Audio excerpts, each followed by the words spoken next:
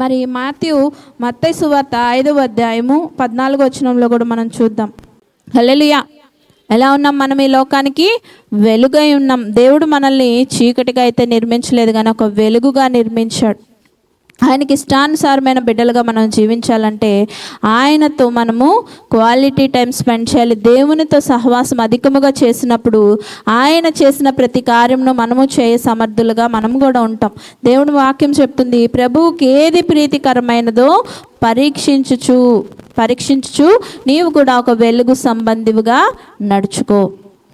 మనము కూడా వెలుగు సంబంధులుగా నడుచుకోవాలంటే దేవుడికి ఏది ప్రీతికరమైనదో మనం తెలుసుకుంటూ దానిని చేస్తూ మనం అవలంబిస్తూ ముందుకు సాగిపోవాలి. దేవుడికి ప్రీతికరమైనది మనతో సమయాన్ని గడపడం కాబట్టి ఆయనతో మనము కూడా మంచి సమయాన్ని గడపడానికి, ఆయనతో నడవడానికి మనము ఇష్టము చూపుదాం. మరి అలాగే 4వదిగా చూస్తే ఎఫెసీయులకు రాసిన పత్రిక 5వ అధ్యాయం 15వ వచనంలో చూద్దాం.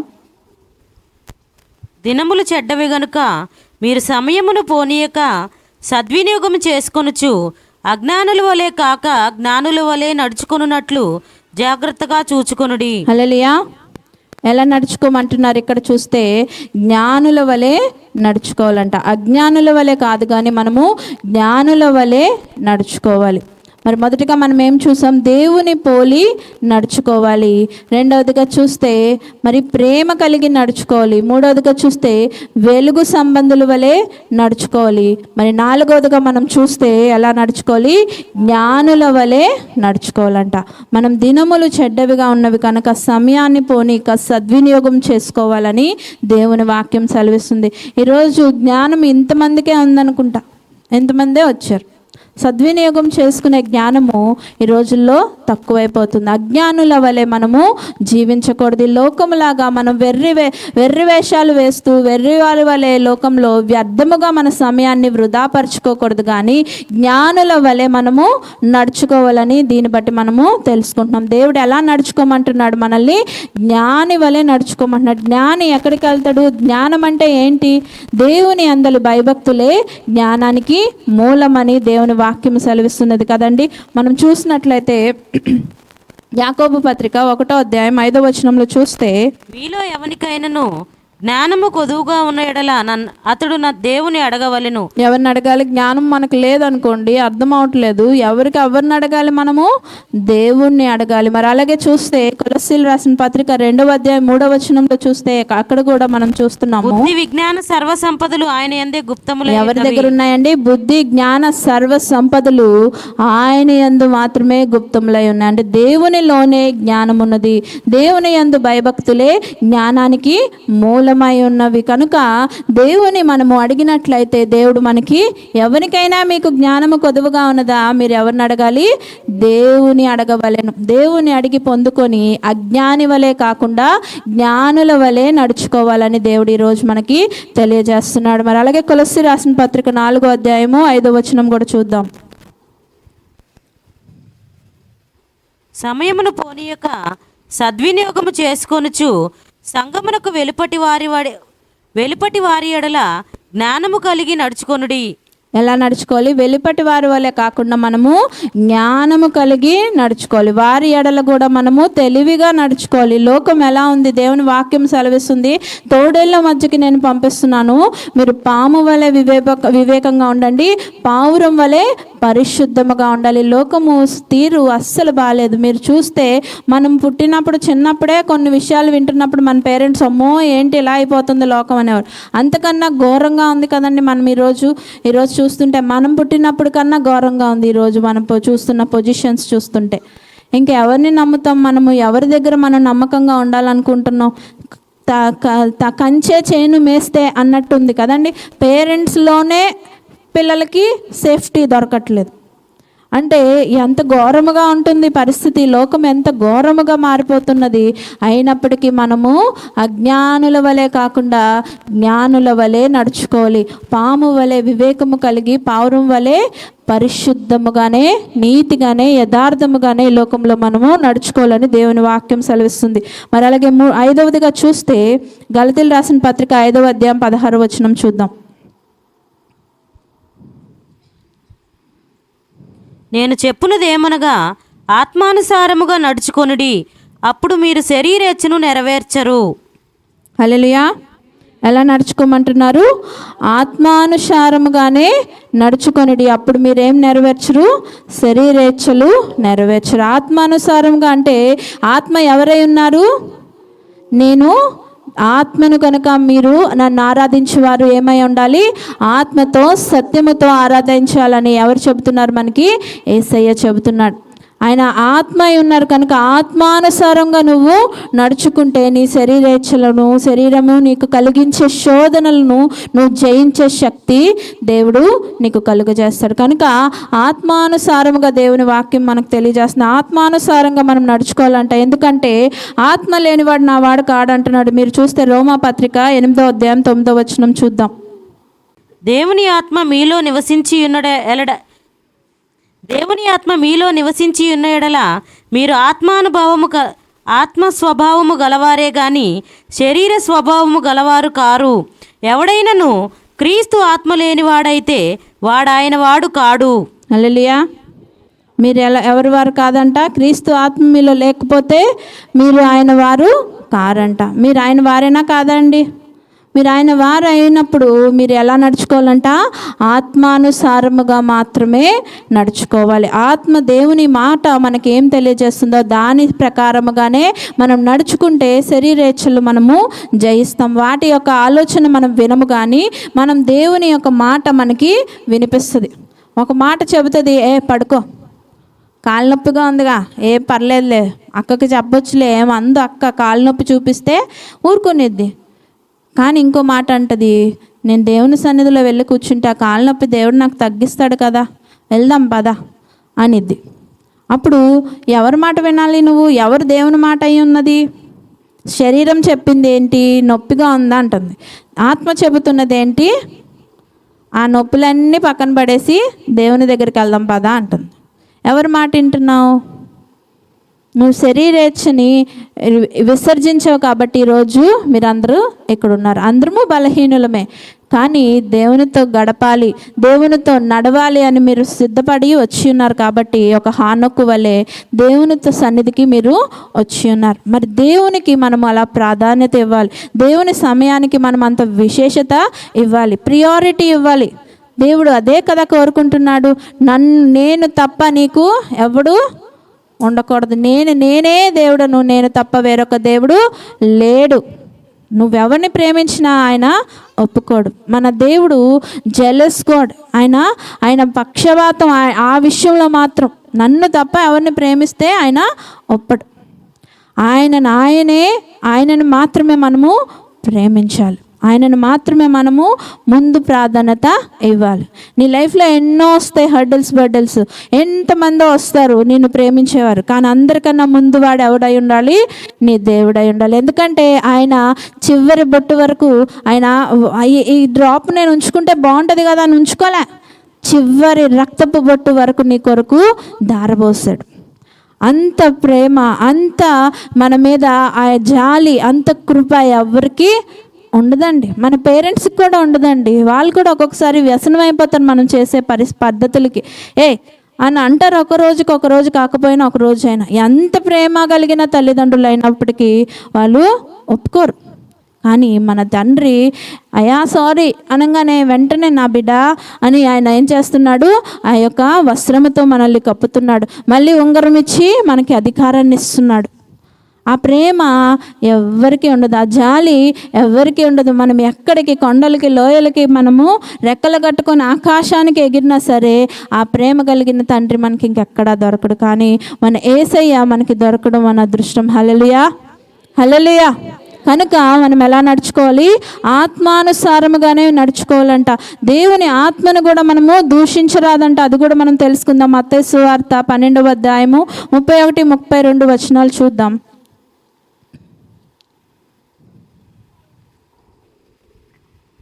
కాబట్టి నేను మీతో చెప్పునదేమనగా, మనుషులు చేయు ప్రతి పాపమును దూషణయు వారికి క్షమింపబడును గాని ఆత్మ విషయమైన దూషణకు పాపక్షమాపణ లేదు. 32 కూడా. మనుష్య కుమారునికి విరోధముగా మాట్లాడువానికి పాపక్షమాపణ కలదు గాని పరిశుద్ధాత్మకు విరోధముగా మాట్లాడువానికి ఈ యుగమందైనను రాబోవు యుగమందైనను పాపక్షమాపణ లేదు. హల్లెలూయా, హల్లెలూయా. ఆత్మను గనక మనం దూషిస్తే, ఆత్మకు విరుద్ధకరముగా మనం జీవిస్తే, దేవుని వాక్యం ఇందాక మనం విన్నాం కదా 8:9 రోమాలో ఏం చెప్తున్నాడు? ఆత్మ లేనివాడు నా వాడు కాడు, వాడెవడో నాకు తెలియదు.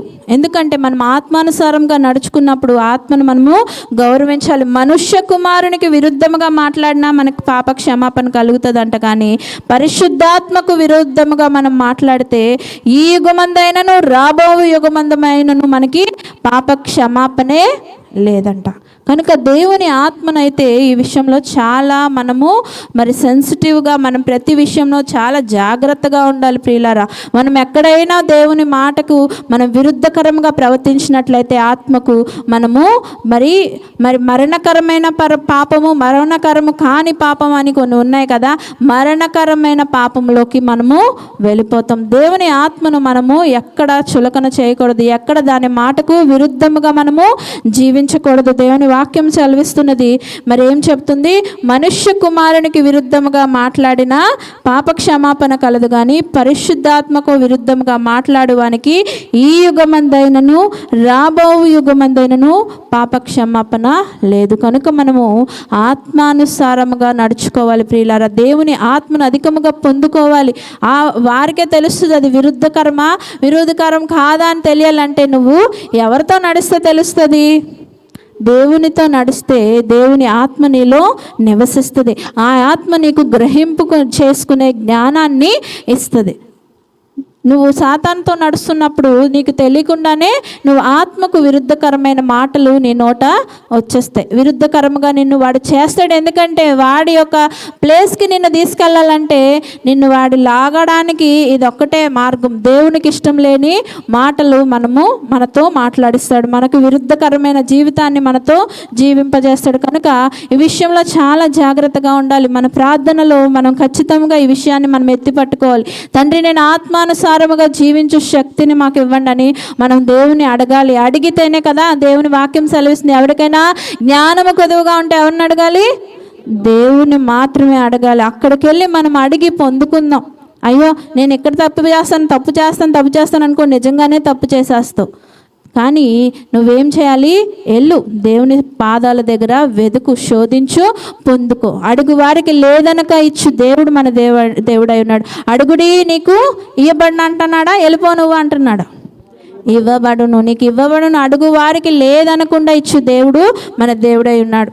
మరి అలాగే 6వదిగా చూస్తే మనము ఫిలిప్పీయులకు రాసిన పత్రిక 3వ అధ్యాయం 17వ వచనం చూద్దాం. సహోదరులారా, మీరు నన్ను పోలి నడుచుకొనుడి. మేము మీకు మాదిరి అయిన ప్రకారము నడుచుకుని వారిని గురిపెట్టి చూడుడి. హల్లెలూయా. ఎవరు చెప్తున్నారండి ఈ మాట? పౌలు భక్తుడు సంఘానికి చెబుతున్నాడు. ఏమని? సహోదరులారా, మీరు నన్ను పోలి నడుచుకొనుడి అని చెప్తున్నాడు. ఎంత ధైర్యముగా దేవుని దైవజనుడు ఈ మాట సెలవిస్తున్నాడు. ఈ మాట ఆయన చెబుతున్నాడంటే ఆయన జీవితం మనకు ముందు తెరిసిన పుస్తకముగానే ఉంది. ఆయన పూర్వం ఎలా ఉన్నాడు? హింసకుడుగా, దూషకుడుగా, హానికరుడుగా జీవించినప్పటికీ ఆయనను దేవుడు ఏ రోజు దర్శించాడో ఆ క్షణము నుంచి, ఆ కంటి నుంచి ఆ పొరలు రాలిన మరుక్షణం నుంచి ఎవరిని వెంబడించాడు? పక్కింటోళ్ళని, ఎదిరింటోళ్ళని, ఆయనకు ప్రార్థన చేసిన పాస్టర్ గారిని వాళ్ళని కాదు, కానీ ఎవరిని వెంబడించారు? డైరెక్ట్గా మరి దేవుని మాత్రమే వెంబడించారు. అసలు చెప్పాలంటే ఈ యొక్క బోల్డ్ స్టేట్మెంటు అపోస్తలుల్లో 12 మందిలో ఎవరైనా చేయొచ్చు. కానీ ఈ మాట ఈయన ఎంత ధైర్యంగా చెబుతున్నాడంటే ఈయన ఇంకా గొప్పగా దేవునితో మరి సహవాసం చేశాడు. ఆయన 3.5 సంవత్సరాలు అరేబియా ఎడారికి వెళ్ళిపోయి దేవుని సన్నిధిలో ఉపవాసం ఉండి ప్రార్థన చేసి ప్రత్యక్షతలు పొందుకున్నాడు. పరలోకానికి విజిటర్గా వెళ్ళిపోయేవాడంట. ఆయన పరలోకానికి విజిటర్గా వెళ్ళడం అంటే మాటలా అండి? పక్కింటికి వెళ్ళి, ఎదురింటికి వెళ్ళి మనం వచ్చినట్టు ఆయన పరలోకానికి అలా అంటే అలా వెళ్ళిపోయి వచ్చేవాడంట. ఎన్నో గొప్ప దేవునితో అనుభవాలు ఆయనకి ఉన్నాయి. అంత గొప్పగా ఆయన దేవుని పోలి నడుచుకున్నాడు. కాబట్టే ఆయన చెప్తున్నాడు ఎంత గర్వంగా దేవుని సన్నిధిలో, మీరు నన్ను పోలి నడుచుకోండి చాలు. నేను ఎలా వెళ్తున్నాను, ఎలా ప్రేయర్ చేసుకుంటున్నాను, ఎలా వాక్యం చెప్తున్నాను, నేను ఎలా దేవుని కలిగి ఉన్నాను, నా మాట ఎలా ఉంది, నా చూపు ఎలా ఉంది, నా నడక ఎలా ఉంది, నన్ను చూసి నడుచుకోండి చాలు అని దేవుని సేవకుడుగా చెబుతున్నాడు. మరి 1 కొరింథీ 4:16 కూడా మీరు అక్కడ చూడండి, అక్కడ కూడా తెలియజేస్తున్నాడు అదే మాట. మిమ్మును సిగ్గుపరచవలనని కాదు గాని నా ప్రియమైన పిల్లలని మీకు బుద్ధి చెప్పుటకు ఈ మాటలు వ్రాయిచున్నాను. క్రీస్తునందు మీకు ఉపదేశకులు 10,000 మంది ఉన్నను, తండ్రులు అనేకులు లేరు. క్రీస్తు యేసునందు సువార్త ద్వారా నేను మిమ్మును కంటిని గనుక మీరు నన్ను పోలి నడుచుకొని వారై ఉండవలెనని మిమ్మును బ్రతిమాలు కొనుచున్నాను. హల్లెలూయా, హల్లెలూయా. అదే 1 కొరింథీ 11 1వ వచనంలో మీరు చూస్తే, నేను క్రీస్తును పోలి నడుచుకున్న ప్రకారం మీరు నన్ను పోలి నడుచుకోండి. ఎంత గొప్పగా ఈ బోల్డ్గా ఈ స్టేట్మెంట్ చెప్తున్నాడు. ఆయనలా మనం చెప్పగలవా? ఈయన ఎవరు ఇలా చెప్పేస్తున్నాడు అంటున్నారు కదా. ఆయనలా మీరు చెప్పేలాగైనా మీరు ఎదగండి. ఆయన ఇలా చెప్పడానికి ఏమేం చేశాడు?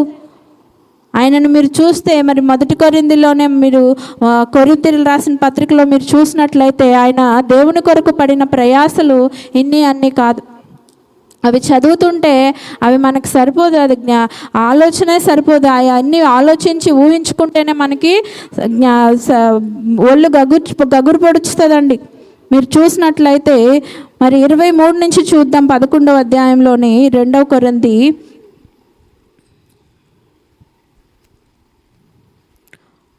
21 నుంచి చదువుతున్నాం. మేము బలహీనులమై ఉన్నట్టు అవమానముగా మాట్లాడుచున్నాను.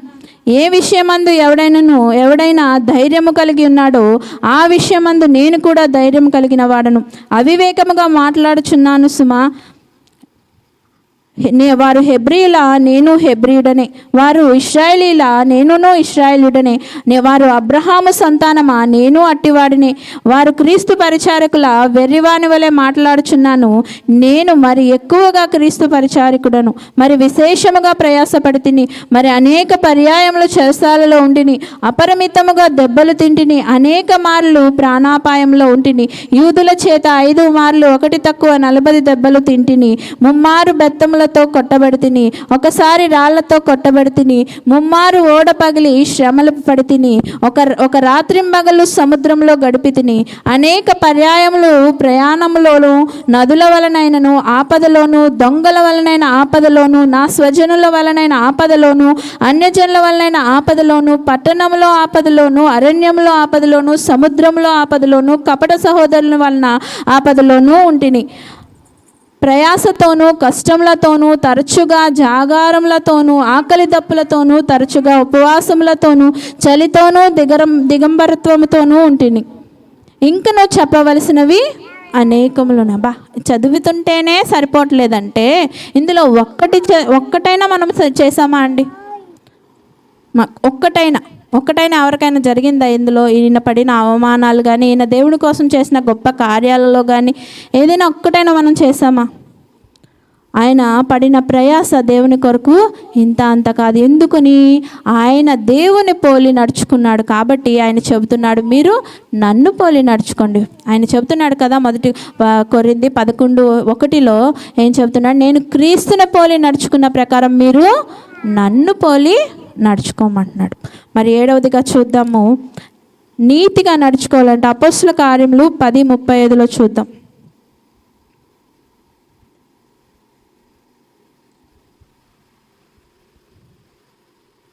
ప్రతి జనములోనూ ఆయనకు భయపడి నీతిగా నడుచుకుని వారిని ఆయన అంగీకరించును. హల్లెలూయా. ఎలా నడుచుకోవాలంట? ప్రతి జనములోనూ ఆయనకు భయపడి నీతిగా నడుచుకుని వారిని ఆయన అంగీకరించును. ఎలాంటి వారిని దేవుడు అంగీకరిస్తాడు? నీతిగా నడుచుకున్న వారిని మాత్రమే అంగీకరిస్తారు. మనం చూస్తే ఆదికాండము 6వ అధ్యాయము 9వ వచనంలో ఇక్కడ ఒక నీతిమంతుడిని మనం చూడొచ్చు. వంశావళి ఇదే. చదువునాను. నోవాహు నీతిమంతుడును తన తరములో నిందారహితుడనై ఉండెను.